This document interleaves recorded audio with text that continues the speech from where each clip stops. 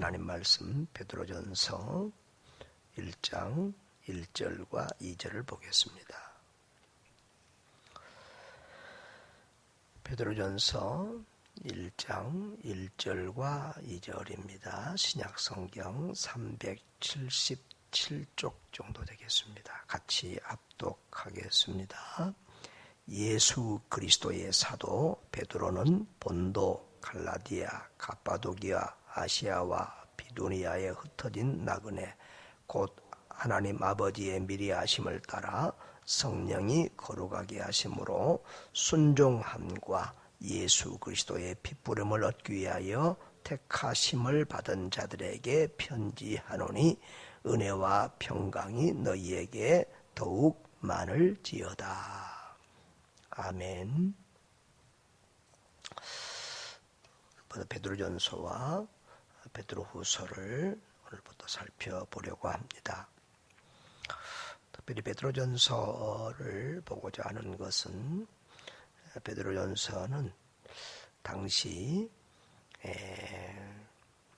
로마의 대박해가 시작될 때 이 로마 제국 안에 흩어져 사는 디아스포라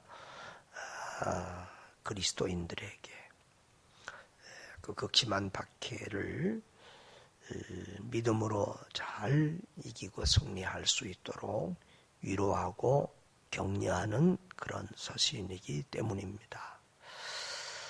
이 베드로전서는 참 아주 깊은 그런 은혜가 있습니다. 헬라어 문장으로 봐도 굉장히 아주 수려하게 문학적으로 잘 기록이 되어 있다고 그래요. 우리 아들 김은청 강도사가 헬라어를 좀 잘 하는데 아주 최고의 문장이 헬라어적으로 보면 최고의 문장이 베드로전서라고 합니다. 그래서 어떤 이들은 그 무시간 베드로가 이렇게 문장을 아주 유창하게 고급스러운 헬라어를 잘 구사했겠느냐 이렇게 하면서 베드로의 서신이 아니다 하고 말하는 사람이 있을 정도라고 합니다. 그러나 우리는 성경에 기록된 대로 그대로 순수하게 믿어야 되죠. 사도행전에도 보면은 어떤 이들이 베드로가 너무 유창하게 설교를 잘하니까 저 무식한 베드로가 어떻게 저렇게 유창하게 설교를 잘하냐 그랬는데 하나님께서 은혜 주시고 지혜 주시고 능력 주시면 사람이 할 수 없는 그런 역사와 은혜와 능력들이 나타나는 줄 믿습니다. 그렇잖아요. 대학을 꼭 나와서 공부를 많이 해서 한 사람보다도 지식은 좀 부족하지만 지혜가 넘치는 그런 사람들도 있습니다. 베드로는 이렇게 상당히 영적 지혜와 또 우리 주님을 인지하는 그런 지각력들이 또 열정과 주님을 향한 사랑이 남들보다 뛰어났던 제자인 것을 알 수 있습니다. 그래서 우리는 늘 베드로를 수제자라고 이렇게 인정을 해주고 불러주기도 하죠. 오늘 본문은 예수 그리스도의 사도 베드로가 이 편지를 기록하고 있다고 스스로 저자 자신을 밝히고 있습니다. 예수 그리스도의 사도 베드로에 의해서 기록이 되었고요. 그리고 그 서신은 어느 쪽으로 보내주냐 그러면 본도, 갈라디아, 갑바도기아, 아시아, 비두니아에 흩어진 나그네라고 했습니다. 이 본도, 갈라디아, 갑바도기아, 아시아, 비두니아는 요즘으로 말하면 터키 지역입니다. 터키죠.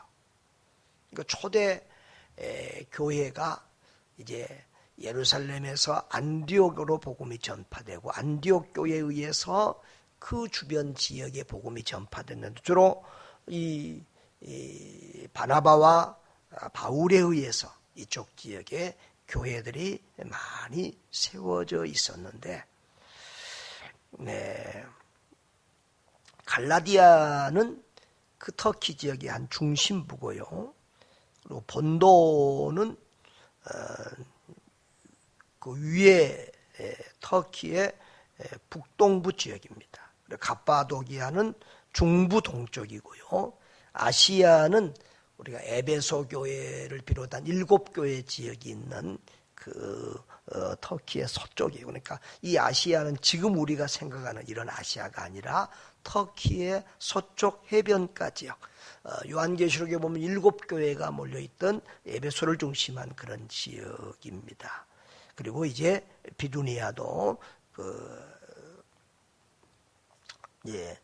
터키의 북서쪽, 그래서 이 비두니아 지역을 바울이 선교하려다가 어려움을 겪게 되고 거기서 바로 유럽 마게도냐 빌립보로 올라가서 빌립보 유럽의 첫 교회를 개척하게 되지요. 그런 지역에 흩어진 나그네들에게 편지한다 그랬습니다. 흩어진 나그네를 우리가 디아스포라라고 하죠. 유대인들이 이렇게 주로 많이 흩어져 있었고요. 또 다른 이방 민족들도 그런 곳에 흩어져서 복음을 받고 있었습니다. 그래서 흩어진 유대인들과 이방 여러 민족 이방인들에게 그리스도 안에 와서 예수 믿는 그들에게 보낸 편지인데요.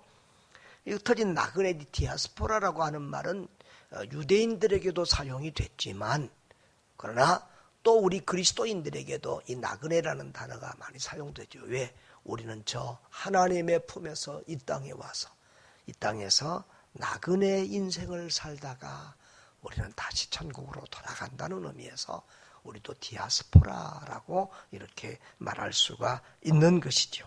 그래서 베드로가 자기를 예수 그리스도의 사도 베드로라고 이렇게 한 것은 자기의 직임에 대해서 말하는 것도 되지만 내가 쓴 이 편지는 예수 그리스도로부터 받은 것이다 라는 의미를 가지고 있기도 합니다.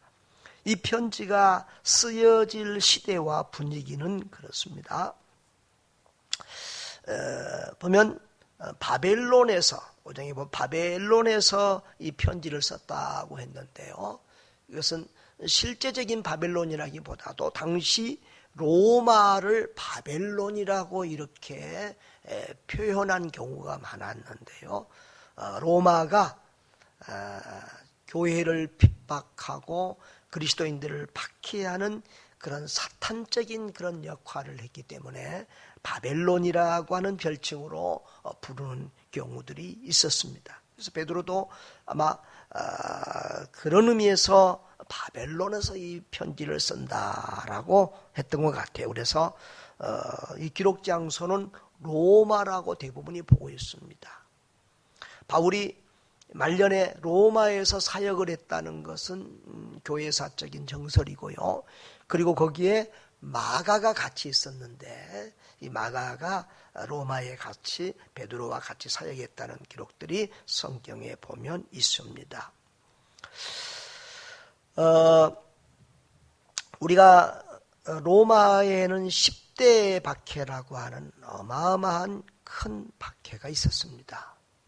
그 박해를 통해서 수많은 그리스도인들이 감옥에 가거나 죽임을 당하였는데요. 특별히 54년에서부터 68년까지 집권을 했던 네로 황제, 우리 영화나 이런 데서도 우리가 많이 보는 양명 높은 네로 황제가 당시 이 로마를 지배하고 있었습니다.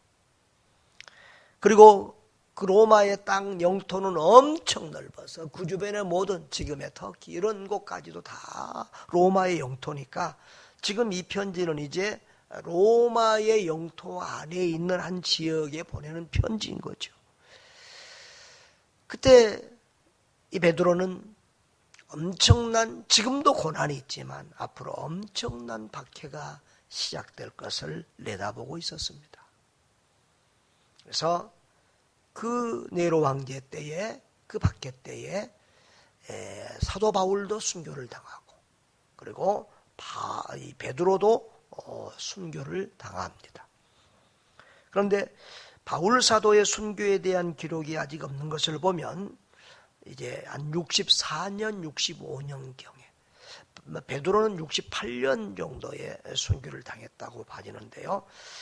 그런 극심한 박해가 시작될 무렵, 또 바로 시작되기 전 이런 때에 이 성경이 기록이 되었다, 이렇게 보여집니다. 기록 목적은 극심한 박해를 받고 있는 그런 성도들, 각 지역에 있는 성도들, 특별히 이 소아시아 지역에 있는 성도들에게 위로와 격려의 메시지를 보면서 우리가 이 땅에서 죄 때문에 고난받는 것은 부끄러운 것이지만 예수 그리스도 때문에 고난받는 것은 영광스러운 것이고 하나님 앞에 상을 받을 일이다.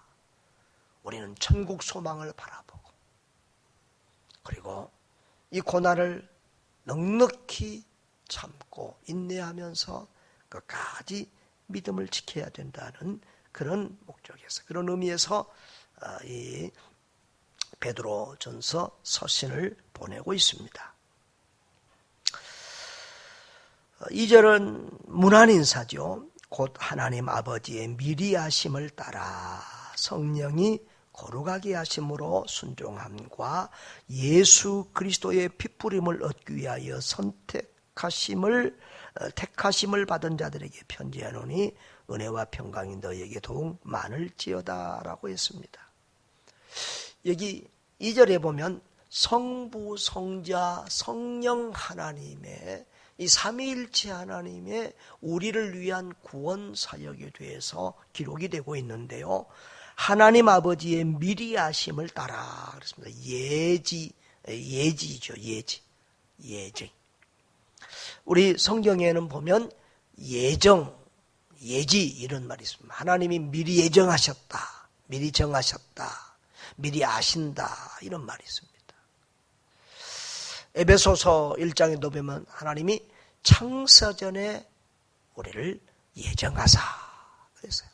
하나님이 우리를 구원하시기로 예정하시고 또 미리 아시고 선택하시고 이런 것들이 우리 성부 하나님, 여기 보면 핏부림을 얻기 위하여 택하심을 받은 자들 그랬죠. 이 선택, 이런 것들은 우리 하나님 아버지께서 성부의 사역으로 우리가 보통 인식을 하고 있죠. 하나님이 예정하시고 예지하시고 선택하셨다.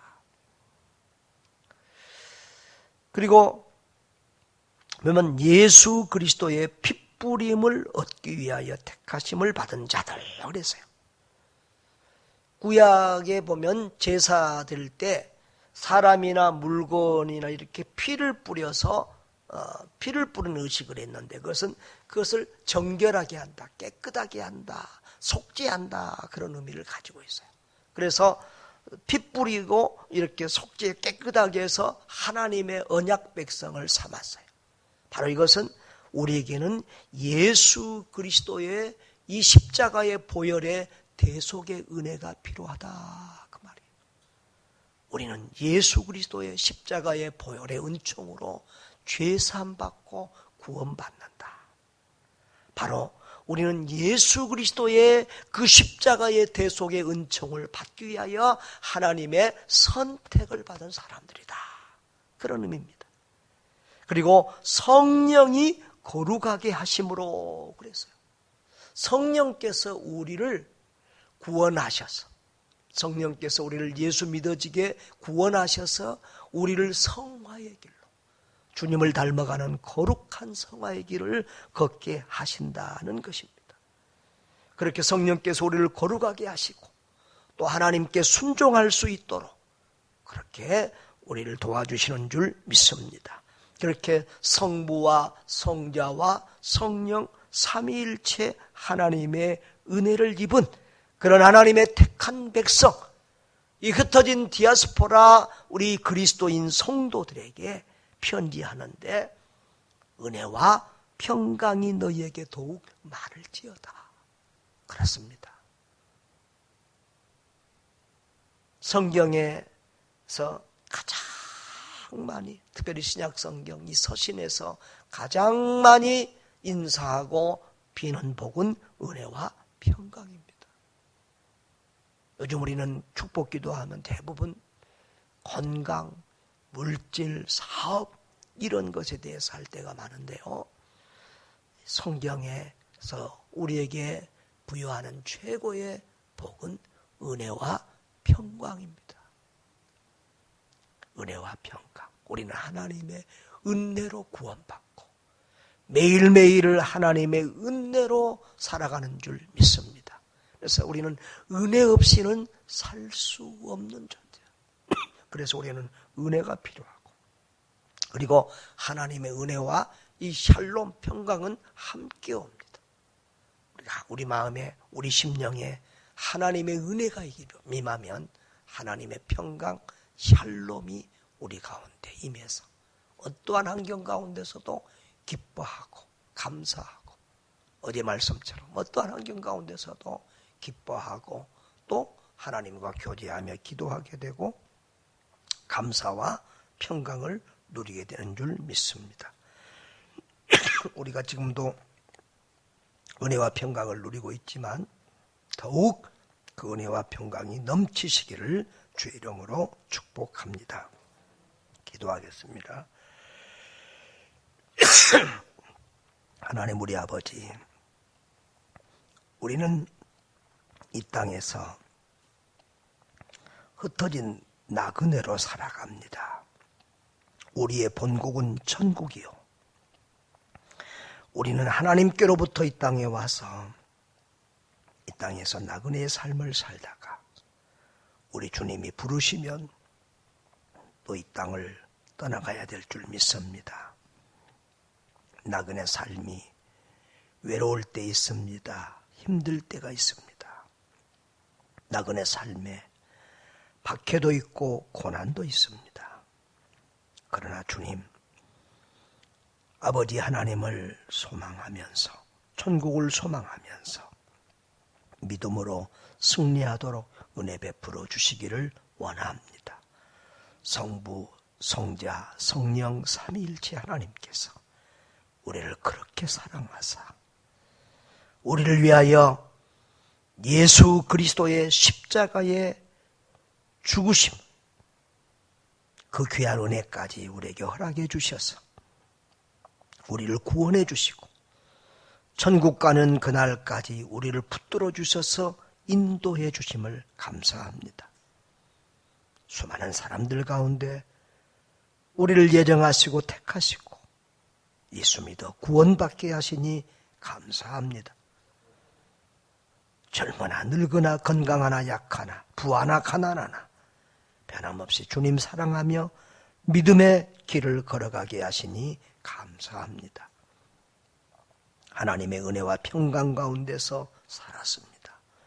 오늘도 앞으로도 그 은혜를 의지하며 살기를 원합니다. 주님 은혜 위에 은혜를 더하여 주옵소서. 어려운 코로나 상황과 여러 가지 박해와 비난과 조롱과 여러 가지 어려운 상황에서도 우리에게는 하나님의 은혜와 평강만 더욱 넘치게 하여 주옵소서. 하늘 평강으로 소망으로 넘치게 하여 주시옵소서. 천국을 이 땅에서 누리며 사는 우리 모든 하나님의 백성들 되게 해 주시옵소서. 예수 그리스도 이름으로 기도하옵나이다.